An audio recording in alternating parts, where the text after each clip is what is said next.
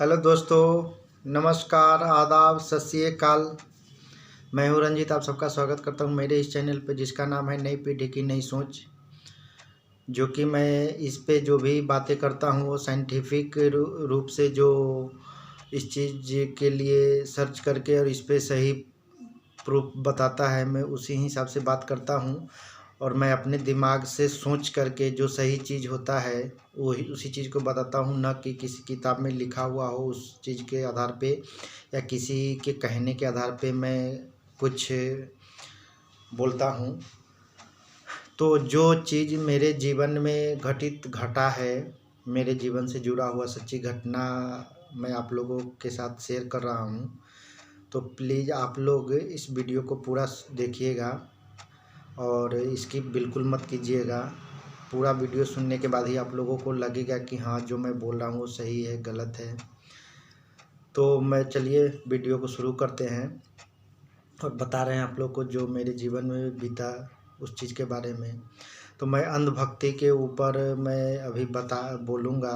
अंधभक्ति से जुड़ी हुई जो भी घटनाएं हैं वो मैं आप लोगों के साथ शेयर करूँगा।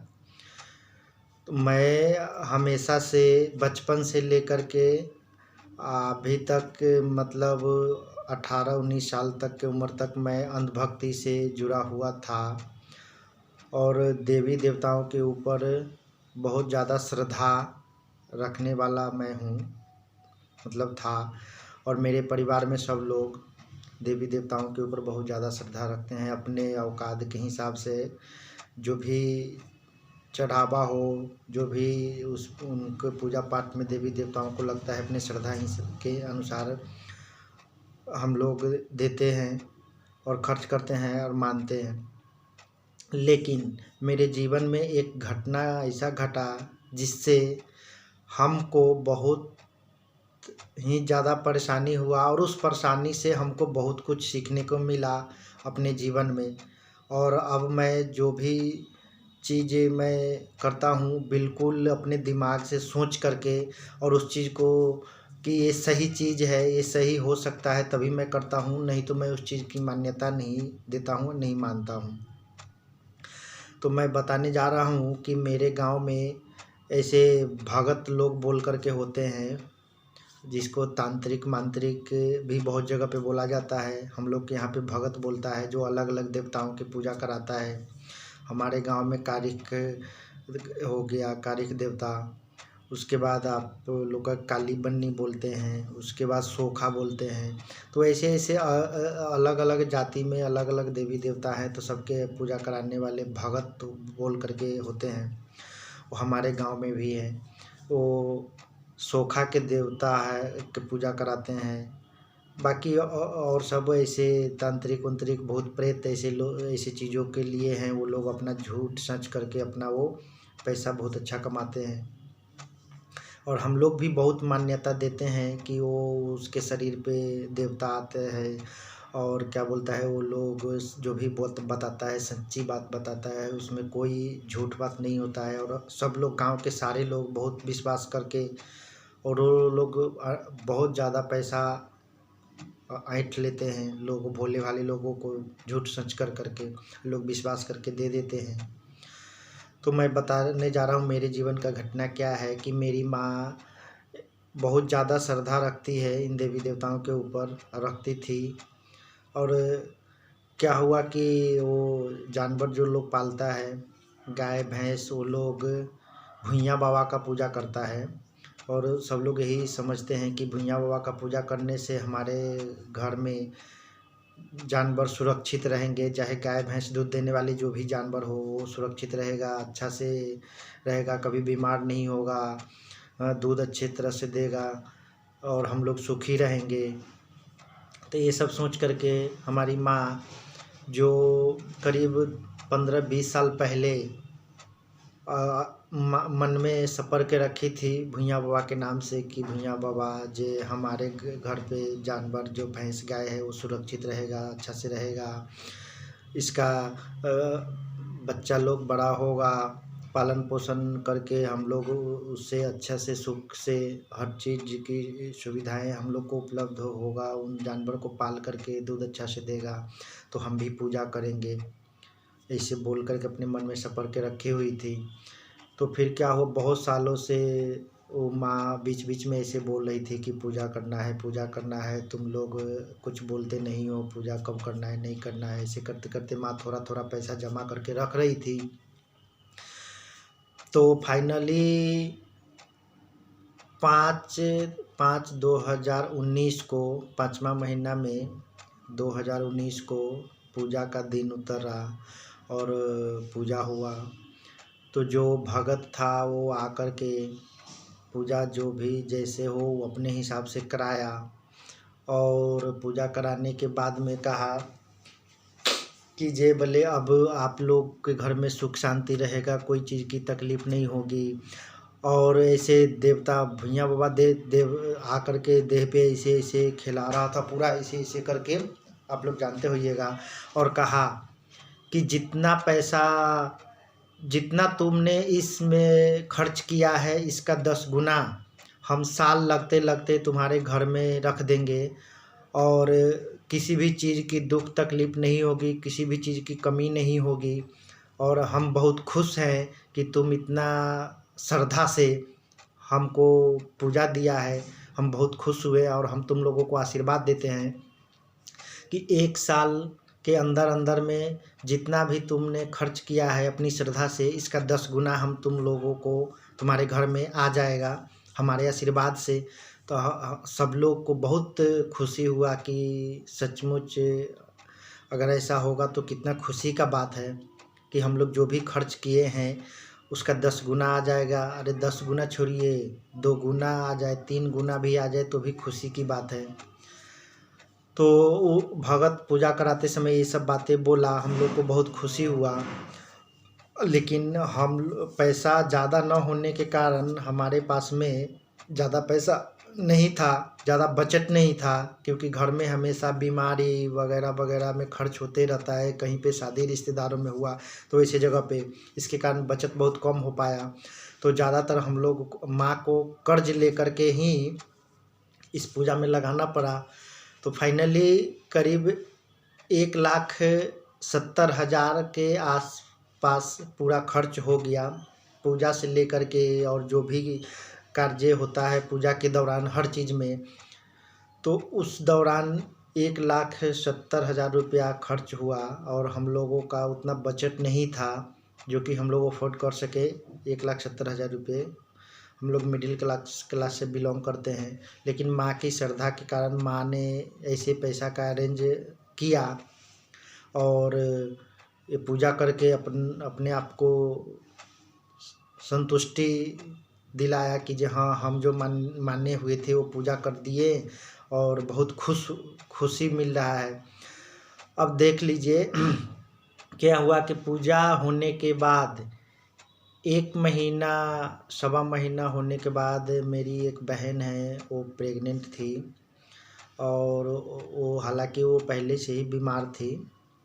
तो वो भगत जी भी देखे, वो आशीर्वाद दिए, वो सब बात बताए, वो कुछ देते हैं खाने वाने के लिए, वो अपने हिसाब से दिए, अक्षत वगैरह और भभूति दिए कि लगाने के लिए, जिससे ठीक रहेगा, सुरक्षित रहेगा, अच्छी तरह से डिलीवरी हो जाएगी, कोई दिक्कत परेशानी नहीं होगा। उन्होंने जो बोला था वो बातें बता रहा हूँ मैं आपको। और फिर क्या हुआ कि जे 1 से 1.5 महीना होते होते हमारी बहन सीरियस हो गई। उसको डॉक्टर से दिखाए, डॉक्टर बोला जे इसके शरीर में खून नहीं है, पानी नहीं है, तो ये ताकत की चीज़ें खिलाना पड़ेगा, जिससे शरीर में खून पानी बनेगा तो शरीर में ताकत होगा, तो डिलीवरी अच्छी तरह से हो जाएगी।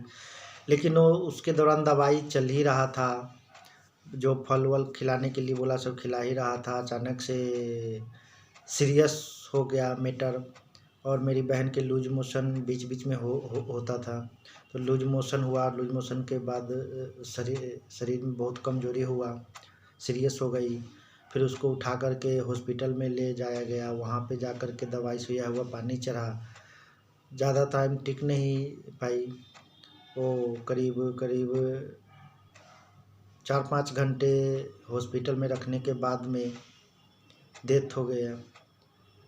और डॉक्टर भी बोला कि जे शरीर में खून पानी नहीं होने के कारण बहुत कमज़ोर है, तो मैं इस चीज़ के लिए कोशिश किया हूँ लेकिन नहीं संभल पाया और डेथ हो गया।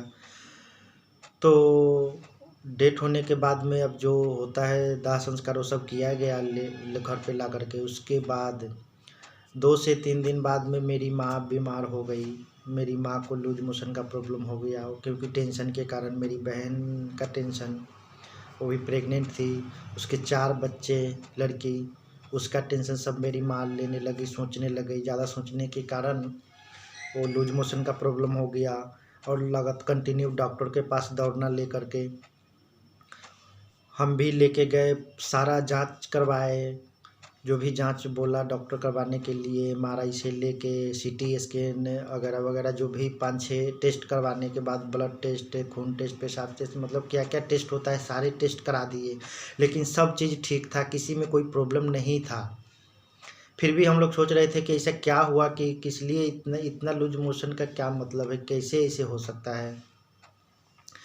तो अभी वो भगत जी से फिर हम लोग बीच में जा कर के मिले कि भगत जी ऐसा ऐसा प्रॉब्लम हो गया कि मेरी माँ को तो बहुत ज़्यादा लूज मोशन का प्रॉब्लम है, कि बताइए हमसे कोई भूल हुआ, कोई गलती हुआ, इसके कारण से वो भैया बाबा या कोई और देवता है जो इस टाइप से हम लोगों को परेशान कर रहे हैं। तो उन्होंने बोला कि बाकी सब तो ठीक ही है, ऐसे कुछ भूल हुआ नहीं है, उनको डॉक्टर से दिखाइए, वो ठीक हो जाएंगे। वो कुछ अपना हिसाब से दिए, तो हम लोग विश्वास करके लेके आए, खिलाए, लेकिन उससे कोई फ़र्क नहीं पड़ा। वो दवाई चल ही रहा है, लूज मोशन का प्रॉब्लम हो ही रहा है, कंटिन्यू सेलाइन चढ़ रहा है, 5 बोतल 6 बोतल सप्ताह में चढ़ते ही जा रहा है, चढ़ते जा रहा है। करीबन 7-8 महीने तक हम बहुत परेशान हुए। वो लूज माँ के तबीयत खराब होना और वो बहन का वो डेथ होने के बाद से तो सब परेशानी बढ़ा। तो हम यही कहना चाह रहे हैं आप लोगों को। फिर वो भगत जी को बोले, बीच में 2-3 बार मिल करके, तो जो वो भगत जी बोलते हैं कि आपके घर बनवाना पड़ेगा, कि आपके घर में कोई दूसरा बुरी आत्मा रह रहा है, वही आपके घर में परेशानी के कारण बना हुआ है और वही परेशान करता है। तो हम बोले कि भगत जी आप ये बताइए, आप पूजा कराने गए हुए थे, तो वहाँ पे बुरी आत्मा है, चाहे कोई भी है जो परेशान करता है, तो उसको आप पहले क्यों नहीं हटाए, उसी दौरान हटाना चाहिए था। तो अगर सचमुच है तो, या नहीं है तो अब फिर आप ये झूठ बोल रहे हैं। हम ऐसा सोचे मन में, उनको डायरेक्ट नहीं बोले कि उनको बुरा लगेगा, क्योंकि सब लोग विश्वास करते हैं कि नहीं, वो झूठ नहीं बोल सकते। तो बोले कि नहीं जी, आपको एक बार ये घर बंधन का काम करवाना पड़ेगा, आप करवा लीजिए बिल्कुल, उसके बाद सब कुछ ठीक रहेगा, कोई परेशानी नहीं होगा, कोई प्रॉब्लम नहीं होगा। तो हमारे पापा गए उनसे मिलने के लिए, सामान लिखवाए कि क्या क्या चीज़ का ज़रूरत होगा, वो सब लिख दिए। फिर वो बोलते हैं कि आपके घर में जहाँ पे हम लोग काली बन्नी का पूजा करते हैं, तो उनके पास में जानवर का हड्डी बोलूँ मिट्टी के अंदर गाड़ा हुआ है, वो उस हड्डी के कारण ये सारी परेशानी हो रहा है आपके घर में। तो ऐसा कैसे हुआ? तो बोल रहे हैं, बोलो कोई ना कोई बोले जा कर के ये वहाँ पे मिट्टी के अंदर डाले हुआ है, वो उसी के अंदर बुरी आत्मा है। तो भाई हम लोग विश्वास किए कि हो सकता है ऐसा ही बात हो। तो वो लोग दिन बनाए भगत जी और आए, सारा सामान खरीद के रखा गया, और वो घर के 4 कोना पे 4 ठो सामान दिए, वो बना करके पैकेट में। जे आप लोग, हम थे घर पे और हमारा चाचा का लड़का, हम दोनों आदमी मिल करके वो बाहर में चले आए वो गाड़ने के लिए। चारों कोना पे मिट्टी खन करके एक हाथ, और उसके अंदर वो डाल के मिट्टी भरना था। और वो भगत जी के साथ में एक तो हेल्पर टाइप के होता है, गोचरिया बोलते हैं उसको, वो जाके वो हमारे घर के अंदर बैठा हुआ था। और वो क्या किया, जे हम लोग तो बाहर में हैं, और वो गोचरिया मिट्टी खोद करके, और वो अपने पॉकेट में वो एक ठो जानवर का हड्डी, चाहे वो बकरा हो या मुर्गा हो, किसी जानवर का हड्डी ऐसे इतना बड़ा, वो कैरी बैग में बांध करके लेके आया हुआ था, वो मिट्टी के अंदर डाल दिया। उससे एक ही भूल हो गया कि वो कैरी बैग भी साथ में डाल दिया, हड्डी डाला, उसके बाद वो कैरी बैग भी डाल दिया और मिट्टी भर दिया। अब पहले का मिट्टी खना हुआ, ताज़ा मिट्टी खना हुआ में तो फ़र्क रहेगा। और मेरी मौसी भी आई हुई थी मेरी माँ को देखने के लिए, तो मेरी मौसी पीछे बैठी हुई थी और उस चीज़ को, उस प्रक्रिया को देख रही थी कि कैसे वो मिट्टी खोदा, उसमें डाल दिया। फिर मेरी मौसी को बुला करके बोलता है, आप देखिए अब यहाँ पे हम खन रहे हैं, यहीं से निकलेगा। फिर मेरी मौसी के सामने उसने ऐसे ऐसे खोद करके मिट्टी और उस वहाँ से वो कैरी बैग भी निकाला और हड्डी भी निकाला, और मेरा घर बना हुआ था तो उसमें पत्थर जो होता है वो पत्थर भी 1-2 ठो निकला। तो बोला देखिए ये पत्थर है और ये हड्डी है, इसी के कारण आप लोगों के घर में इतना सारा परेशानी आया हुआ है। तो मेरी मौसी के मन में खटक गया कि यहाँ पे तो पत्थर तो हर घर में होता है, जो घर बनता है उसके अंदर रहता ही है, तो पत्थर का तो कोई बात नहीं है। रह गया वो जानवर का हड्डी, तो जानवर का हड्डी ऐसे कैसे आ जाएगा यहाँ पे, और साथ में कैरी बैग भी है। तो मेरी मौसी को पूरा दिख गया कि वो कैरी बैग में से गिराया और कैरी बैग भी अंदर डाल करके और ढक करके अभी मेरे सामने में वो खोल करके दिखा रहा है।